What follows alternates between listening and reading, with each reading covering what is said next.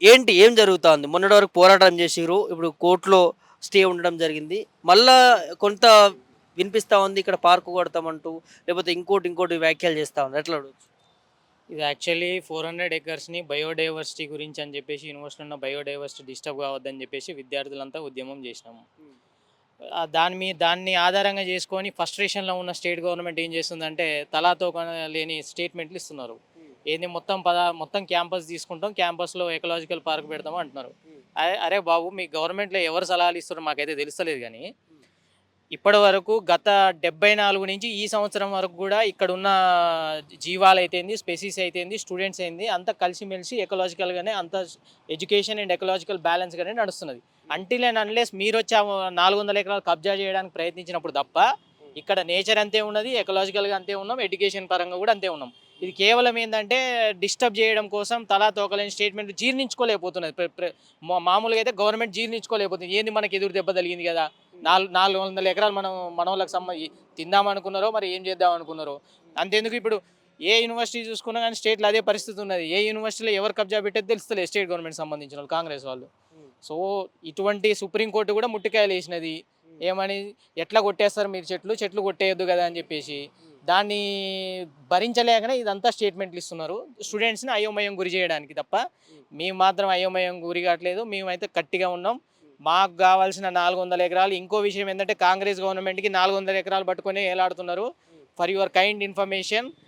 ABVP దీన్ని సీరియస్‌గా తీసుకున్నది. 400 ఎకరాలు కాదు. 2004లో ఎంఓయూ అయినప్పుడు 534 ఎకరాల ట్రాన్సాక్షన్ జరిగినది. హ్మ్. 397 ఎకరాలు మాత్రమే యూనివర్సిటీకి ఇచ్చినారు. హ్మ్. మిగతా మిగతా భూమి మొత్తం 3 నెలల్లో ఇస్తా అని చెప్పేసి ఇయ్యలేదు. హ్మ్. అంటే దీని మీనింగ్ ఏంది? ఎంఓయూలో కుదుర్చుకున్నది ఏంది? 534 ఎకరాలు. హ్మ్. మేము ఇచ్చింది ఏంది? 397. 397లో కూడా ఎక్కడెక్కడ డిఫరెంట్ డిఫరెంట్ ఇన్‌స్టిట్యూట్స్‌కి ఇచ్చినారు. హ్మ్. ఎప్పుడైతే ఎంఓయూలో కుదుర్చుకున్నట్టు మీరు 534 ఎకరాలు యూనివర్సిటీకి ఇయ్యలేదో అప్పుడే it's a serious violation of MOU. Contract of breach of contract. దీన్ని బట్టి ఏమర్థమైతుందంటే 400 కాదు 534 ఎకరాలు యూనివర్సిటీకి ఇయ్యాలని కూడా మేము లైక్ డిమాండ్ ఎక్కువనే చేస్తున్నాం. వస్తది యూనివర్సిటీకి. 534 ఎకరాలు యూనివర్సిటీకి ఇయ్యాలని డిమాండ్ చేస్తున్నాం మేము. హ్మ్. కాదు మరి రీసెంట్‌గా ఎంపీ మల్లు రవి గారు గూడా మాట్లాడుతా ఉన్నారు. ఇందులో నార్త్ ఇండియన్ విద్యార్థులు డెవలప్‌మెంట్‌ని ఓర్చుకోలేక ఇదంతా చేస్తా ఉన్నారు అంటున్నారు. దాన్ని ఎట్లా చూస్తారు? ఈ కాంగ్రెసోళ్ళకి 1949 నుంచి చూసినా గానీ, అంతకుముందు చూసినా గానీ, బ్రిటిషోళ్ళు ఏదైతే డివైడ్ అండ్ రూల్ పాలిసీ తీసుకొచ్చినారో దాన్నే ఫాలో అవుతున్నారు. హ్మ్. ఏం లేదు మొన్నటిదాకానేమో లాంగ్వేజ్ అన్నారు. నార్త్, సౌత్ అని జెప్పేసి పాలిటిక్స్ జేసినారు. లాంగ్వేజ్ పాలిటిక్స్ జేసినారు. క్యాస్ట్ పాలిటిక్స్ జేసినారు. ఇప్పుడు తీసుకొచ్చి క్యాంపస్‌లో స్టూడెంట్స్ మధ్యలో డిఫరెన్స్ తీసుకురావాలని జెప్పేసి నార్త్ ఇండియన్స్ అడ్డుకున్న నార్త్ ఇండియన్స్ అడ్డుకునేది ఎవ్రీ స్టూడెంట్ స్టడీయింగ్ ఇన్ ఈ యూనివర్సిటీలో చదివే ప్రతి విద్యార్థి యూనివర్సిటీ విద్యార్థియే. హ్మ్. ప్రతి విద్యార్థి కూడా యూనివర్సిటీ భూమి కోసమే కొట్లాడుతున్నారు. ఎవ్వరి ఇంట్లోకి వచ్చేది కాదు. ఎవరు డెవలప్మెంట్ ఆగాలని కూడా కాదు. ఏం డెవలప్మెంట్ యూనివర్సిటీ చుట్టుపక్కల హైదరాబాద్ చుట్టుపక్కల ఎక్కడ భూములు లేవా? డెవలప్మెంట్ కోసం సాఫ్ట్వేర్ నువ్వు రియల్ ఎస్టేట్ సాఫ్ట్వేర్ చేయాలంటే ఈ భూమే దొరికిందా? హైదరాబాద్ చుట్టుపక్కల ఎక్కడ భూమి లేదా? ఎందుకు ఈ ప్రైమ్ ల్యాండ్ మాత్రమే ఎందుకు తీసుకుంటున్నారు? ఎందుకంటే పైసల కోసం. 420 హామీలు ఇచ్చిండు సీఎం అయ్యిండు. ఇప్పుడు ఆ హామీలు తీర్చాలంటే పైసలు కావాలి. పైసలు కావాలంటే ఏడ పడితే ఆడ భూములు అమ్ముతున్నారు. మొదటగా ఐటీ ఇండస్ట్రియలన్నారు. ఇప్పుడేమో ఎకో పార్క్ అంటున్నారు. మరి ఏముందనుకోవచ్చు? వెనకాల?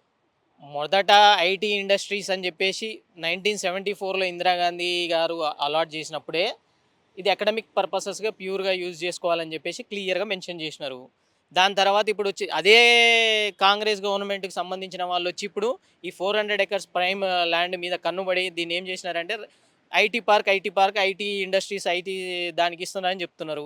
ఈ ఐటీ ఇండస్ట్రీస్ లేసి ఏం లేదు కానీ మొత్తం దీన్నంతా చదును చేసుకొని మొత్తం వాళ్ళకి సంబంధించిన వాళ్ళకి అమ్ముకోవడానికో అది చేయడానికో తప్ప హ్మ్.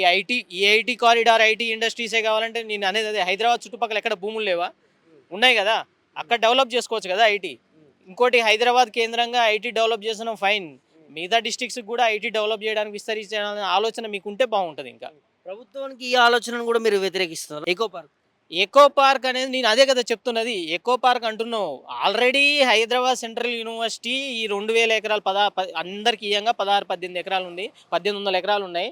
ఈ భూమిలో ఇప్పటి వరకు జీవరాశులైతేంది, స్పెసీస్ అయితేంది, different types of species, rare species మాతో పాటే అలాంగ్ విత్ ద స్టూడెంట్స్ ఎంతోమంది పాస్ ఔట్ అయినాం, చదువుతున్నాం. మాతో పాటే ఉన్నది ఆల్రెడీ అట్లే. హ్మ్. మీరొచ్చే డిస్టర్బ్ చేసినారు దాన్ని. ఇప్పుడు వచ్చి చెట్లు మొత్తం నరికేసి ఆ స్పీసీస్ అంతా చనిపోవడానికి కారణమయ్యేది మీరు. హ్మ్. Already it's ecologically it's fit.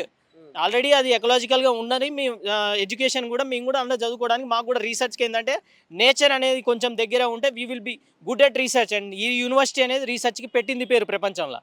అటువంటిది ఆల్రెడీ ఉన్నదాన్ని డిస్టర్బ్ చేసి ఇప్పుడు మళ్ళీ మీరు కన్వర్ట్ చేస్తా అంటే అది ఏందో నాకైతే ఏం అర్థమవుతుంది. వీళ్ళకి అసలు ఎవరు సలహాలు ఇస్తున్నారో, లేకపోతే వాళ్ళ గొడవలు ఉండి గవర్నమెంట్ పడిపోవాలని వాళ్ళు అట్లా చేసుకుంటారో ఏమో తెలుస్తలేదు. కానీ మామూలుగా అయితే చూస్తా ఉన్నాము ఈ హెచ్సికి సంబంధించి 400 ఎకరాల్లో ఇలాంటి వన్యప్రాణులు లేవని ముఖ్యమంత్రి గారు అనడం జరిగింది. ఈ బయటకు వచ్చేటి నిన్న మొన్న జరిగిన సంఘటనలో ఓన్లీ గ్రాఫిక్స్ అది కావాల్సుకొని చేస్తా ఉన్నారు, రాజకీయ పరంగా ఇష్యూని చేస్తా ఉన్నారని కొన్ని సోషల్ మీడియాలో చర్చలు సాగినాయి కదా, మీరేం చెప్తారు? యూనివర్సిటీలో ఫుట్బాల్ వచ్చిండు, గ్రౌండ్లో ఫుట్బాల్ ఆడిపోయిండు. ఫుట్బాల్ ఆడిపోడు కాదు, మాతోటి తిరిగితే మేము చూపిస్తాం ఏమేమి వన్యప్రాణులు ఉన్నాయి, ఏమేమి ఉన్నాయో మొత్తం క్లియర్ తెలుసు. అసలు మనం యూనివర్సిటీలో చదివితే అర్థమవుతుంది. యూనివర్సిటీలో చదివిన ఇద్దరు మంత్రులు కూడా తలాతోక లేకుండా అదే దాంట్లో పడి భూ కబ్జాలు భూబకాసురులాగా తయారయ్యారు. ఈ యూనివర్సిటీలో ప్రతి స్టూడెంట్ని అల్యూమినీని అడిగినా, పాస్అవుట్ అయిన ఇప్పుడు చదివేటోళ్ళని అడిగినా క్లియర్గా చెప్తారు ఏమేమి ఉన్నాయి ఏం కథ అని చెప్పేసి. అరే మొత్తం నేషన్ వరల్డే ఒప్పుకుంటున్నది, ఓన్లీ కాంగ్రెస్ వాళ్ళకే కనిపిస్తలేవు ఇక్కడ ఏముంటున్నాయని. మిగతా వాళ్ళందరూ ప్రతి స్టూడెంట్స్ అయితేంది, ప్రతి విద్యార్థి అయితేంది, అసలు ఇక్కడ నుంచి పాస్అవుట్ అయిన అల్యూమినీని అడిగినా చెప్తారు. అంతెందుకు శ్రీధర్ బాబు గారికి కూడా తెలుసు, కానీ కావాలని స్టేట్మెంట్లు ఇస్తున్నాడు.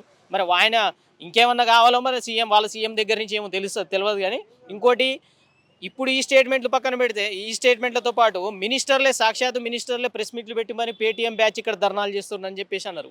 మరి ఎక్కడ పేటీఎం బ్యాచ్ వాళ్ళలాగా ముడుపులు ఇచ్చి మంత్రుల పదవులు అయితే తెచ్చుకోలేదు, వాళ్ళలాగా ముడుపులు ఇచ్చి ముఖ్యమంత్రి పదవి తెచ్చుకోలేదు, వర్కింగ్ ప్రెసిడెంట్ పదవులు తెచ్చుకోలేదు. ఇక్కడ చదివే ప్రతి ఇక్కడ స్టూడెంట్సే దీన్ని ఉద్యమం పోరాటం చేస్తున్నారు. ఈ బయట పొలిటికల్ స్టేట్మెంట్స్ పొలిటికల్ పార్టీస్ ఏమి ఇస్తున్నాయి మాకు అనవసరం. మాది ఏంటంటే మీ యూనివర్సిటీ ల్యాండ్ కోసం యూనివర్సిటీ స్టూడెంట్స్ పోరాడుతున్నారు. యూనివర్సిటీ స్టూడెంట్స్నే మీరు విచక్షణ రహితంగా లాఠీ చార్జ్ చేసి కొట్టించిన వాళ్ళు బయట వాళ్ళు ఇన్వాల్వ్ అయితే మీరు ఊరుకుంటారా? యూనివర్సిటీలో ఈ పాటికి తీసుకుపోయి జైలు వేస్తారు. అట్లా కాదు కదా, university students are fighting for university land అంతే. కోర్టులో కూడా స్టే ఉండగా ఇప్పుడు మా ఎంపీ కావచ్చు వీళ్ళు మాట్లాడడం ఎట్లా చూస్తారు అసలు ఇదంతా? కోర్టులో ఆల్రెడీ వ్యవహారం నడుస్తున్నది, అయినా దాని మీద స్పందించడమే ఇట్స్ కంటెంప్ట్ ఆఫ్ కోర్ట్. అయినా సరే వీళ్ళు దాని గురించి స్టేట్మెంట్లు ఇచ్చి ఏమంటారంటే తప్పుదో పట్టించడానికి, స్టూడెంట్స్లో అయోమయం క్రియేట్ చేయడం కోసమే ఈ స్టేట్మెంట్లు. కానీ నువ్వు 400 ఎకరాలు తీసుకుంటేనే ఇంత జరిగినది, దేశంలోనే యువతను ఏకం చేసినావు. నువ్వు మొత్తం యూనివర్సిటీని తీసేస్తా అంటే ఖాళీ కూర్చుంటావు అనుకున్నా. యూనివర్సిటీ స్టూడెంట్స్ అయినా మొత్తం ప్రపంచం కూడా కదిలేటట్టు చేస్తామని చెప్తున్నాం, హెచ్చరిస్తున్నాం. వేరే సైడ్ షిఫ్ట్ చేయాలంటే ఈ యూనివర్సిటీ 1969లో తెలంగాణ ఉద్యమాన్ని చల్లబరచడానికి, దాని తర్వాత వచ్చిన జయాంధ్ర మూమెంట్ని ఆపడం కోసం, చల్లబరచడం కోసం ఈ యూనివర్సిటీని ఇచ్చినారు. ఇప్పుడు తెలంగాణకి తలమానికంగా ఉన్న ఏకైక ప్రఖ్యాతిగా చెందిన యూనివర్సిటీ, రీసెర్చ్ ఓరియంటెడ్ అయిన నా సెంట్రల్ యూనివర్సిటీలో హైదరాబాద్ సెంట్రల్ యూనివర్సిటీ టాప్ 10లో ఉంది ఇండియాలో. ఇక్కడ రీసెర్చ్కి పెట్టింది పేరు.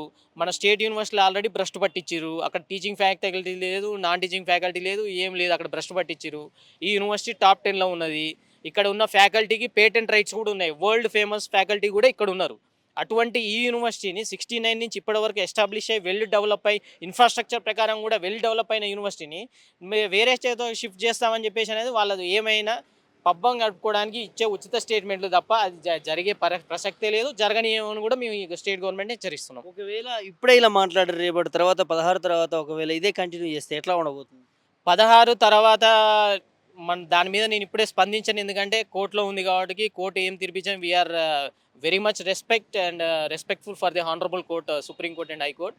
ఆ కోర్టు చెప్పిన దాని ప్రకారం మేము ఏం చేస్తామనేది మా కార్యాచరణ మేము చెప్తాం.